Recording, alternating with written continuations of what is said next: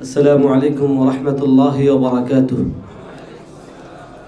الحمد لله وكفى وسلام على عباده الذين اصطفى أما بعد فأعوذ بالله من الشيطان الرجيم. بسم الله الرحمن الرحيم.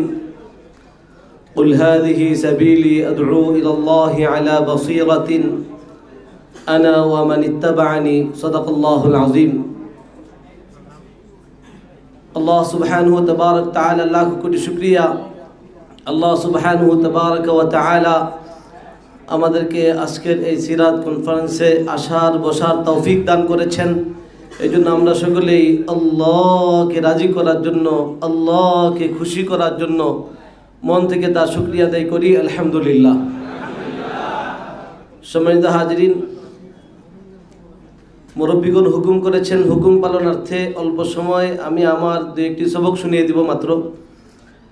আপনাদেরকে দেখে খুবই ভালো লাগছে যে আপনারা প্রত্যেকেই নবী আলাইহিস সালাতু ওয়াস সালামের প্রেমিক, রাসূল সাল্লাল্লাহু আলাইহি ওয়াসাল্লামের আদর্শে আদর্শবান হওয়ার জন্যই আমরা এখানে নবীজির সিরাতের নামের উসিলা এখানে এসেছি, তাই না ভাই?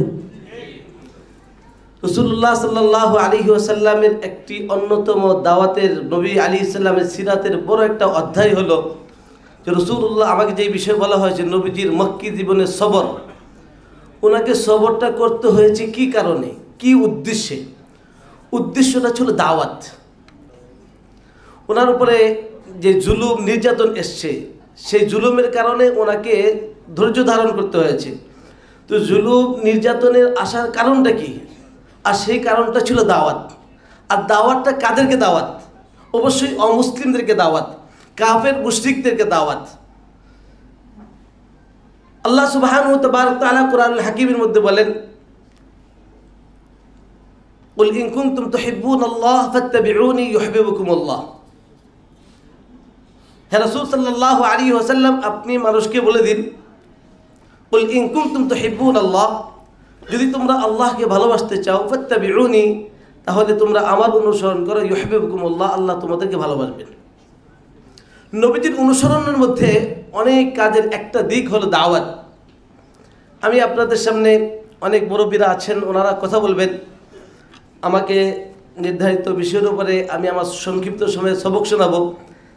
আমি একজন তালিবুল ইলম হিসাবে, একজন ছাত্র হিসাবে আমি আমার সবক যেহেতু আপনাদেরকে শোনাচ্ছি, এর জন্য আমার সবক শোনানোর সুবিধাতে একটা প্রশ্ন করতে চাই, জিজ্ঞাসা করতে চাই।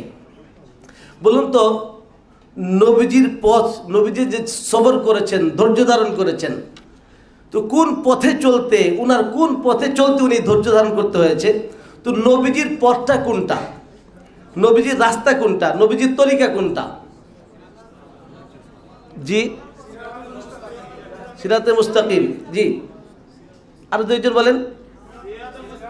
সিরাতে মুস্তাকিম, দাওয়াত, আরো দুইজন, তাকওয়া, তাওহীদ। মাশাআল্লাহ, অনেকেই বলেছেন, সবগুলি তো আর এক উত্তর হতে পারে না। চলুন কোরআনকে জিজ্ঞাসা করি, কোরআন কি বলে? পৃথিবীতে একটি ধর্মীয় গ্রন্থ আছে যে কথা বলতে পারে, সেটা হলো পবিত্র আল কোরআন। তাকে যে কোনো প্রশ্ন করবো সে উত্তর দেবে। কোরআনে যদি পরিচয় জিজ্ঞাসা করে আছে, কোরআন বলে তোমার নাম কি? তাহলে কোরআন বলে বাল হুয়া কুরআনুম মাজিদ, আমার নাম হলো কোরআনে মাজিদ। যদি কোরআনকে জিজ্ঞাসা করে আছে, বলো তোমার বাড়ি কোথায়? বলে ফি লাওহে মাহফুজ, আমার বাড়ি হলো লৌহে মাহফুজে। বলে কেন আসছো? বলে হুদাল লিন্নাস, সকল মানুষের হেদায়েতের জন্য আসছি। কবে আসছো? শাহরু রমাদান, রমজান মাসে এসছি। এরকম কোরআনকে আমরা যে কোনো প্রশ্ন করব, যে কোনো জিজ্ঞাসা করব, কোরআন উত্তর দেবে। আমি আপনাদেরকে একটা জিজ্ঞাসা করেছি, কয়েকটা উত্তর এসছে। চলুন আমরা এই প্রশ্নটা কোরআনকে করি, কোরআন কি বলে? যে কোরআন তুমি বলো নবীজির পথ কোনটা, নবীজির রাস্তা কোনটা, নবীজির তরিকা কোনটা? তাহলে কোরআন বলে কুল। এই কথা কে বলছেন? কাকে বলছেন? নবীজিকে বলছেন। হে নবী সাল্লাল্লাহু আলাইহি ওয়াসাল্লাম, আপনি বলুন, কুল হাযিহি, এইটা, সাবিলি, আমার পথ। কোনটা আমার পথ? আদউ ইলাল্লাহ, আদউ, আমি যে রানিং দাওয়াত দিচ্ছি, মত পর্যন্ত দাওয়াত দেব। উস্তাদগণ আছেন, আমরা যারা মাদ্রাসার শিক্ষার্থী ভাইরা আছে, আমরা জানি আদউ ফেলে মুদারের ওয়াহিদ মুতাকাল্লিমের সিগা। মুদারে হাল ও মুস্তাকবালের অর্থ দেয়, বর্তমান এবং ভবিষ্যতের অর্থ দেয়। তার অর্থ হবে আদউ ইলাল্লাহ, আমি যে রানিং দাওয়াত দিচ্ছি, মত পর্যন্ত দাওয়াত দেব। হাদিহি সাবিলি, এইটা হলো আমার পথ।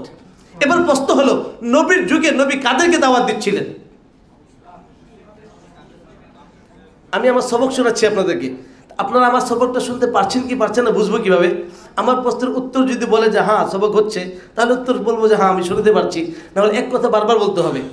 একটু কষ্ট করে উত্তর বলবো আমরা। যে নবীর যুগে নবীজি কাদেরকে দাওয়াত দিচ্ছিলেন? কাফের মুশরিক অমুসলিমদের দাওয়াত দিচ্ছেন। আল্লাহ বলছেন কুল, হে নবী সাল্লাল্লাহু আলাইহি ওয়াসাল্লাম বলুন এইটা আমার পথ। কোনটা? আদউ ইলাল্লাহ। আমি যে কাফের মুশরিক অমুসলিমকে দাওয়াত দিচ্ছি এইটা আমার পথ।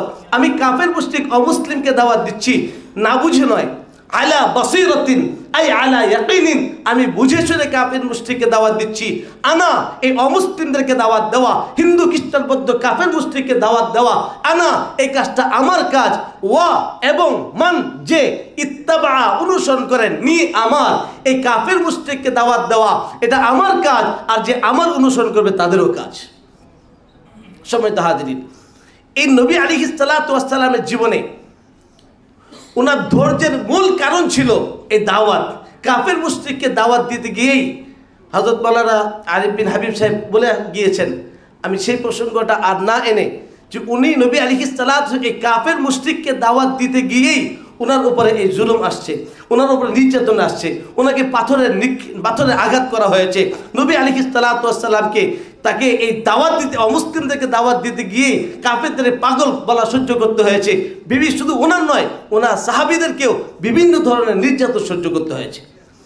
তবে এই শুধু আমরা এই জীবনের শুধু তারা যেমন করবে আনা ওয়া মানিত্তাবা আনি এটা আমার কাজ, আর যারা আমার অনুসরণ করবে তাদেরও কাজ। এই কাজটা যারা করবে নবীজির অনুসারী হয়ে, তাদেরও এরকম বিভিন্ন জুলুম নির্যাতন আসতে পারে। তাদেরকেও নবী আলাইহিস সালাতু ওয়াস সালাম যেভাবে সহ্য করেছিলেন আমাদেরকেও সেভাবে সহ্য করতে হবে। সম্মানিত হাজিরিন, নবী আলাইহিস সালাতু ওয়াস সালামের এই একটা অংশ যেই কারণে ওনার নির্যাতন সহ্য করতে হয়েছে, পুরো জীবন আমরা পড়ি। সে কাফের মুশরিক এখন আমাদের যুগে আমাদের দেশে আছে না নাই? হিন্দু খ্রিস্টান বৌদ্ধ যারা অমুসলিম তারা আছে না নাই? এখন নবীজির অনুসারী হয়ে আমরা এই কাফের মুশরিক অমুসলিমদেরকে ইসলামের দাওয়াত দিচ্ছি। আচ্ছা একটা প্রশ্ন বলুন তো, এই অমুসলিমদেরকে দাওয়াত দেওয়া কিওয়ালা কাজ? একটু জোরে বলি, কিওয়ালা কাজ? আমি একটু সংযোগ করতে চাই আপনাদের সাথে। অমুসলিমদেরকে দাওয়াত দেওয়া আম্বিয়াওয়ালা কাজ। কিওয়ালা কাজ? আল উলামা ওয়ারাসাতুন নাবিয়্যিনা ওয়ারাসাতুল আম্বিয়া। এক নবীর ওয়ারিস না সব নবীর ওয়ারিস। এই অমুসলিমদেরকে দাওয়াত দেওয়া আম্বিয়াওয়ালা কাজ, সকল নবীদের কাজ। ইব্রাহিম আলাইহিস সালাতু ওয়াস সালাম উনি একজন নবী ছিলেন। এই নবী উনি তাদেরকে দাওয়াত দিয়েছিলেন, তারা মুসলিম ছিল না অমুসলিম ছিল? ওনার আব্বা মূর্তি বানাতেন, মুসলিম ছিল না অমুসলিম ছিল? নূহ আলাইহিস সালাম যাদেরকে দাওয়াত দিয়েছিলেন তারা মুসলিম ছিল না অমুসলিম ছিল? মুসা আলাইহিস সালাম ফেরাউনকে দাওয়াত দিয়েছিলেন, ও মুসলিম ছিল না অমুসলিম ছিল? মুহাম্মদ রাসূলুল্লাহ সাল্লাল্লাহু আলাইহি ওয়াসাল্লাম আবু বকর সিদ্দিক রাদিয়াল্লাহু তাআলা আনহুকে দাওয়াত দিয়েছিলেন। উনি রাদিয়াল্লাহু তাআলা আনহু হওয়ার আগ পর্যন্ত তিনি কি মক্কি জীবনে যখন তিনি দাওয়াত দিয়েছিলেন তিনি কি মুসলিম ছিলেন? নবীজির দাওয়াত পেয়েই মুসলমান হলেন, আর মুসলমান হওয়ার পরই রাদিয়াল্লাহু তাআলা আনহু হলেন। ওসমান রাদিয়াল্লাহু তাআলা আনহু, আলী রাদিয়াল্লাহু তাআলা আনহু, সকল সাহাবায়ে কেরাম নবীজির দাওয়াত পেয়ে মুসলমান হয়েছেন।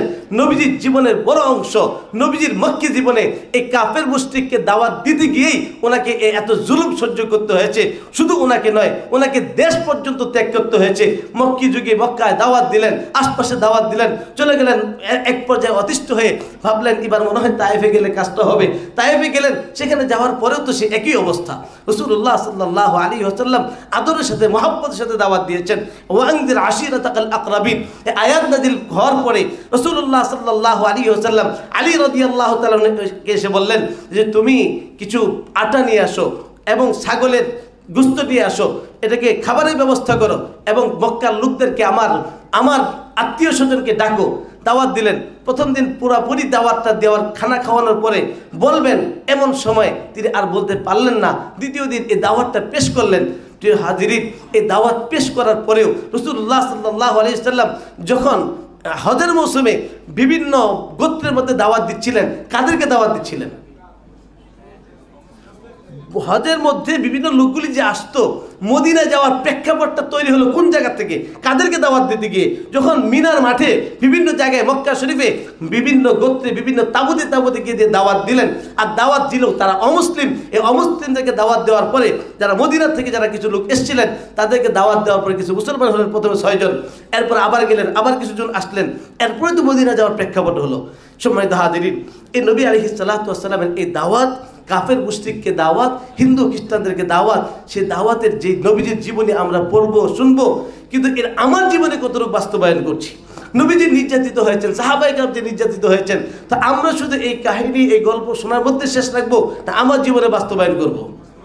এই জন্য আমরা অমুসলিম ভাইদেরকে দাওয়াত দিতে রাজি আছি ইনশাআল্লাহ। কে কে তৈরি আছে ইনশাআল্লাহ? আরেকটি প্রশ্ন, হুজুর আপনি তো অমুসলিমদেরকে দাওয়াত দিতে বললেন, আমরা তো মুসলমানই ঠিক হয়নি, আমরা তো হিন্দু মার্কা মুসলমান, আমরা তো খ্রিস্টান মার্কা মুসলমান।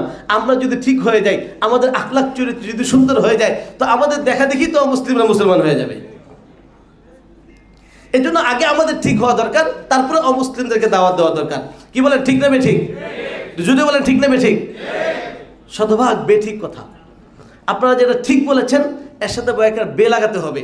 কারণ আল্লাহ নবী সাল্লাল্লাহু আলাইহি ওয়াসাল্লাম বলেছেন, খায়রুল কুরুনি করনি সুম্মা আল্লাযীনা ইয়ালুনহুম সুম্মা আল্লাযীনা ইয়ালুনহুম, সর্বোত্তম যুগ আমার যুগ, এরপরে যুগ, এরপরে যুগ। এবার ইতিহাস যদি আমরা দেখি, দিন দিন মুসলমানদের অবস্থা আগে থেকে ভালো হয়েছে না খারাপ হচ্ছে? আমরা যদি এই কথা মনে করি আগে আমরা ঠিক হব তারপরে অমুসলিমদেরকে দাওয়াত দিব, এমন চলে আসবে আমার আপনার ঠিক হওয়া হবে না, অমুসলিমদেরকে দাওয়াত দেওয়া হবে না। তাহলে কি করতে হবে? যে আমার আপনার ঠিক হওয়ার জন্য মেহনত চেষ্টা চালাতে হবে, আর সাথে সাথে অমুসলিমদেরকেও দাওয়াত দিতে হবে। সম্মানিত হাজিরিন, নবীজি সাল্লাল্লাহু আলাইহি ওয়াসাল্লামের জীবনের বড় একটা অধ্যায় হলো কাফের মুশরিককে দাওয়াত দেওয়া, কিন্তু সেই অধ্যায়টা আমরা আজকে ভুলেই গিয়েছি। আমি আরেকটা প্রশ্ন করছি, বলুন তো, আমার বিষয়ের প্রাসঙ্গিক হয়ে যাচ্ছে কিন্তু আমি মাফ করবেন, যে নবীজির নির্যাতনের যে বিষয়টার কারণে নবীজি নির্যাতন হয়েছেন, আজকে সেই বিষয়টা নির্যাতিত।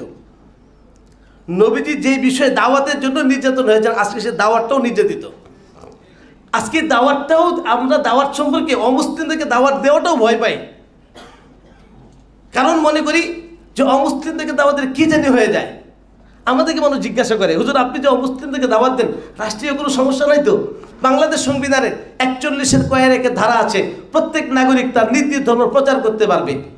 আমরা এই দেশের নাগরিক, তার ধর্ম পরিবর্তন করতে পারবে। আমরা এই দেশের নাগরিক, আমাদের নাগরিক অধিকার হলো আমরা আমাদের ধর্ম প্রচার করতে পারবো, আমাদের ধর্মে দাওয়াত দিতে পারবো।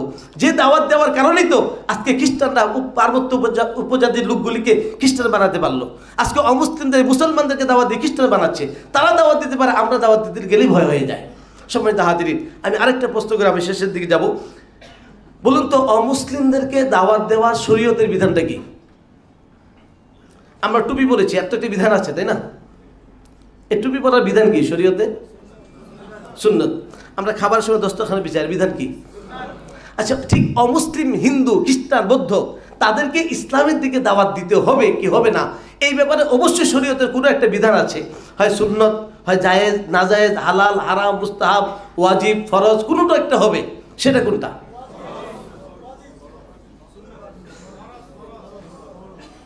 ইখতিলাফ হয়ে গেল, ওয়াজিব সুন্নত ফরজ। আমি এই বিষয়ে ছোট্ট, আমি একজন মূর্খ মানুষ হিসাবে, একজন তালিবুল ইলম, একজন ছাত্র হিসাবে পড়াশোনা করেছি বা করছি।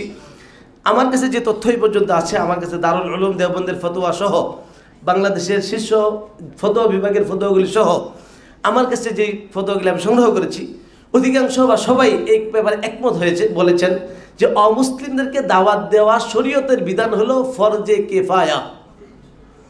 ফরজে কিফায়া কাকে বলে? এমন একটা কাজ যেই কাজটা সকলের উপর দায়িত্ব, সকলের পক্ষ থেকে কিছু মানুষ যদি কাজটা আদায় করে দেয় তাহলে সকলের পক্ষ থেকে কাজটা আদায় হয়ে যাবে। কিন্তু কাজটা যদি সম্পূর্ণ না হয় তাহলে ফরজে কিফায়া আদায় হবে না। একটা উদাহরণ বলুন তো দেখি, যে ফরজে কিফায়ার একটা উদাহরণ বলুন তো দেখি। জানতাম এটা বলতেন, আরো অনেক কিছু আছে। যাক, জানাজার মধ্যে তাকফিন সব কিছু মিলে এই কাজটা সম্পূর্ণ হতে হলে কয়জন লোক দরকার? জি, কমপক্ষে 4 জন লোক, একজন ইমাম, 3 জন মুসল্লি, 4টা ঘড়ি ধরে 4 জন নিয়ে যাবে। তাহলে আমাদের ফরজে একজন ব্যক্তিও যদি কাজটা সম্পন্ন করে দেয় তাহলে কাজ আদায় হয়ে যাওয়ার কারণে ফরজে কিফায়া আদায় হয়ে যাবে। এখন বলুন, আমি যে এলাকায় আছি, আমার এলাকায় এরকম 4 জন মানুষ আছে যারা অমুসলিমদেরকে দাওয়াত দিয়ে আমার পক্ষ থেকে ফরজে কিফায়া আদায় করছে। কি মনে হয় আপনার কোন এলাকা? পুরা মিরপুর থেকে আমাকে 4টা মানুষ দেখান যে 4টা মানুষ অমুসলিমদেরকে দাওয়াত দিচ্ছে আমাদের সবার পক্ষ থেকে ফরজে কিফায়া আদায় করার জন্য। বলছে মিরপুরে আমাদের এই 1 নম্বর থেকে নিয়ে 10 নম্বর থেকে নিয়ে 1 নম্বর খ্রিস্টানদের বিশাল আস্থানা, যেখানে তারা খ্রিস্ট ধর্ম প্রচার করে, আমাদের মিরপুরে ঘরে ঘরে খ্রিস্টানদের দাওয়াত দিচ্ছে এবং তাদের প্রচারকরা আছে। কিন্তু আমাদের পক্ষ থেকে এরকম 4টা মানুষ দেখান যে সকল মুসলমানের পক্ষ থেকে অমুসলিমকে দাওয়াত দিচ্ছে। এই দিক থেকে বলেন আপনার বাড়ি কোথায়? পুরো সাপার থেকে বলেন তো দেখি 4টা মানুষ। সবাই যার যার জায়গা থেকে চিন্তা করি, আসলে কি 4 জন মানুষ পাওয়া যাবে? 4 জন 3 জন 1 জনও পাওয়া যাবে। এবার আমরা বলি তাহলে কি আমরা ফরজে কিফায়া আদায় করছি? আচ্ছা, ফরজ তো নফলের গুরুত্ব বেশি না ওয়াজিবের গুরুত্ব বেশি? ওয়াজিবের গুরুত্ব বেশি না ফরজের গুরুত্ব বেশি? তাহলে একজন ফরজ আইন হোক কিফায়া হোক, জিনিসটা হলো ফরজ। আমরা যে প্রতি মুহূর্তে ফরজে কিফায়া তরক করছি, ফরজ তরক করছি, সেই তরক করার কারণে আমরা যে গুনাহগার হচ্ছি, পাপী হচ্ছি, সেই অনুভূতি কি আমাদের মধ্যে আছে? আমরা যে পাপী গুনাহগার, সেই অনুভূতি কি আমাদের মধ্যে আছে?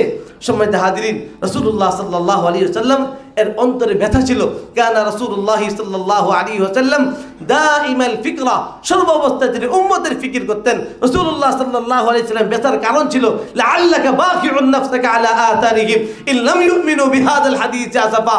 এই লোকগুলি কেন ঈমান আনছে না, এই আফসোসে মনে হয় আপনার জীবনটা শেষ করে দিবেন। নবীর যুগে ঈমান কারা আনতেছিল না? জি, তো কাফের মুশরিকরা কেন ঈমান আনছে না? এটা ছিল নবীজির অস্থিরতার কারণ। আমাদের আশপাশের অমুসলিমরা যে ঈমান আনছে না, এই জন্য একটা বার কি আমার অন্তরে ব্যথা আসছে, একটা বার কি নবীর আমার অন্তরে জ্বালা যন্ত্রণা আসছে।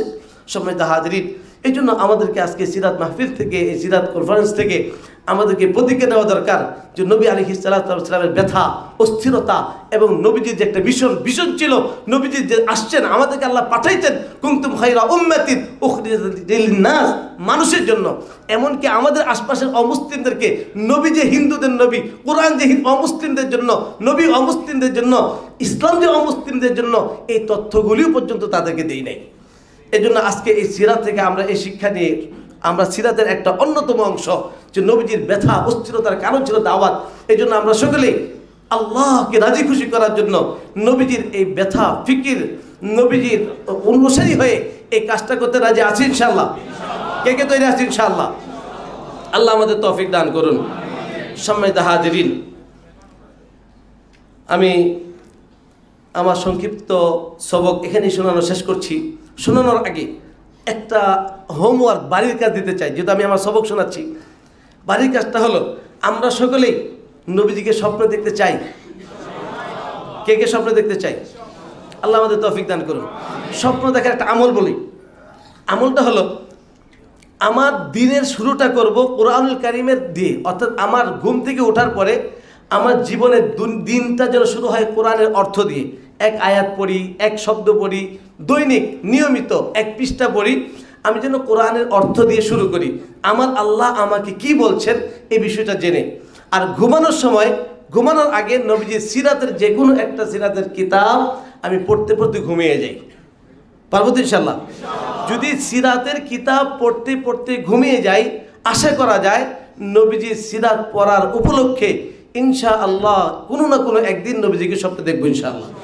আমি আমার পরীক্ষিত আমল, আমার অনেককে আমি এই পরামর্শ দিয়েছি বা এই কথা তাকরার করেছি। অনেকেই আমাকে বলেছেন যে এই আমল করার পরে তারা নবীজিকে স্বপ্ন দেখেছেন। এই জন্য আজকের এই সিরাতের এই কনফারেন্স থেকে যেহেতু নবীজির জীবনীকে নিয়ে আমরা আসছি, আমি 2টা সবক আপনাদের সামনে পেশ করলাম। একটা হলো নবীজির জীবনের অন্যতম একটা অধ্যায়, নবীজির জীবনের বড় একটা অধ্যায়। সমস্ত আম্বিয়া ইসলামের দুনিয়াতে আসার বড় একটা মাধ্যম হলো আল্লাহ বলা বান্দাদেরকে আল্লাহর সাথে জুড়িয়ে দেওয়া। নববী ফিকির, কোরআনুল কারীমের অনেক অসংখ্য আয়াত এবং নবীর অনুসারী হয়ে নবীর পথ, নবীর তরিকা, নবীর রাস্তা হলো দাওয়াত। এই দাওয়াতটাকে নিজের জীবনের একটা অংশ বানিয়ে দিই এবং এই জীবন কোরআন এবং সিরাতকে প্রতি দৈনন্দিন আমলে আমার মধ্যে সেট করার চেষ্টা করি। এই জন্য কোরআনটাকে তর্জমা সহ সকালবেলায় ঘুম থেকে উঠে পড়ার চেষ্টা করব। দৈনিক অল্প হোক কিন্তু নিয়মিত পড়ব। আর ঘুমানোর সময় সিরাতের কিতাবটা পড়তে পড়তে ঘুমিয়ে যাব। আমি আপনাদেরকে ধন্যবাদ জানাচ্ছি।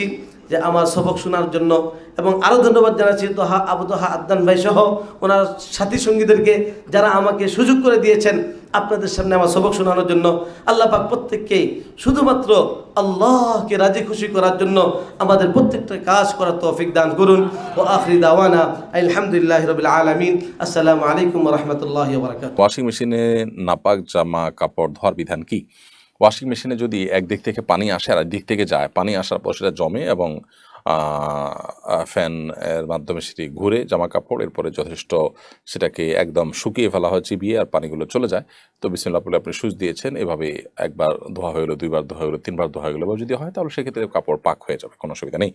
কোনো মুসলমানকে কোনো অমুসলিমের রক্ত শরীরে গ্রহণ করতে পারে, এবার শরীরে কোনো নিষেধাজ্ঞা আছে কিনা? কোনো মুসলিম যদি কোনো অমুসলিমের রক্ত শরীরকে গ্রহণ করেন, সেটি নাপাক হয়ে যাবে না বা কোনো গুনাহ হয়ে যাবে না, সেই দৃষ্টিকোণ থেকে এবার কোনো নিষেধাজ্ঞা নেই।